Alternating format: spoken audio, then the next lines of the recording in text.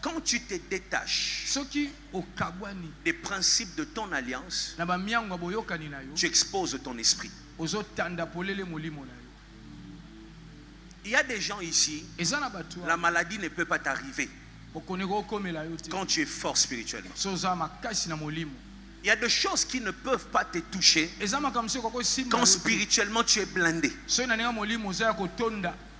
Pourquoi? Parce que la personne qui investit dans les spirituels bénéficie d'une couverture. Une couverture. Je ne dis pas que tu n'auras pas de combat, mais seulement ça ne va pas t'atteindre. Parce que spirituellement, il y a une couverture sur toi. Quand tu vis une vie de prière, tu ne pries pas seulement pour que Dieu te donne le pain. Pendant que tu es en train de prier, il y a une couverture qui se développe sur toi. Jésus dit, j'avais dit le dimanche passé, veillez et prier. Dis encore avec moi, veillez et prier. Mais regardez ce qu'il dit. Il dit, veillez et priez pour que vous ne tombiez pas dans la tentation. On place tentation par combat. En fait, quand tu lis cette partie-là, la tentation de Gethsemane ne veut pas dire quelqu'un t'offre la bière et puis tu dis tu résistes. Non. La tentation dont parlait Jésus à Gethsemane, c'était le combat. En d'autres termes, Jésus disait, veillez et priez pour que ces combats qui arrivent ne vous terrassent pas. Est-ce que tu m'entends? C'est-à-dire Jésus est en train de dire, quand tu pries, il y a une liste de combats. Tu ne vas même pas sentir ça. Tu vas voir ça dans le songe. Mais physiquement, rien ne se passe. Est-ce que tu m'entends? Est-ce que tu reçois ça? C'est-à-dire tu entendras parler un prophète qui te dira, j'ai rêvé.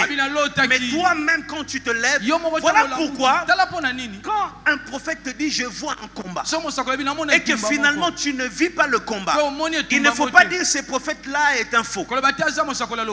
Non, peut-être qu'il a vu vraiment, mais ton homme intérieur a tellement livré le combat que cette chose est annulée. Et je prie même que ça soit annulé pendant que je parle ici. Jésus est en train de nous dire, celui qui veille et qui prie. Je vais le dire autrement. Si tu sais veiller et prier, il y a de tentations. Tu entendras parler, mais ça ne te touchera pas. Est-ce que tu me comprends? Il est temps que tu vives couvert. Certaines choses ne t'arrivent plus. L'esprit de mort n'arrive plus à entrer dans ta maison. Tu te lèves, tu dors en paix. Est-ce que tu m'entends?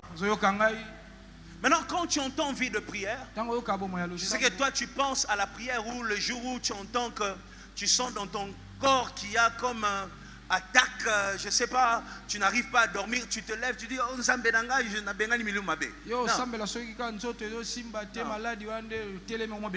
Il y a des prières pour riposter. Mais il y a aussi des prières pour bâtir une vie. C'est là qu'on parle de la vie de prière. Je ne prie pas parce que je manque. Je prie parce que sans la prière, tout peut m'arriver. Tu dois développer cette vie en toi pour que certaines choses n'arrivent pas. Si tout le temps, chaque jour, quand il y a une petite attaque, un petit sorcier cherche à attaquer, tu es la première personne touchée. C'est-à-dire dans ton système de défense spirituelle, il y a faille. Tu vois? Dieu t'a créé de manière à ce que le diable rôde. La Bible dit le diable rôde. Tu vois ça? Il doit rôder et ne jamais trouver une porte où entrer.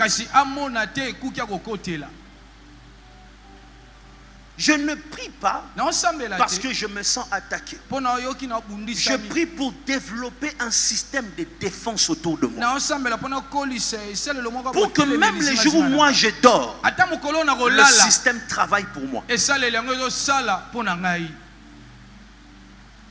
Avec la prière, tu es en train de bâtir un système de défense autour de toi, autour de ta maison.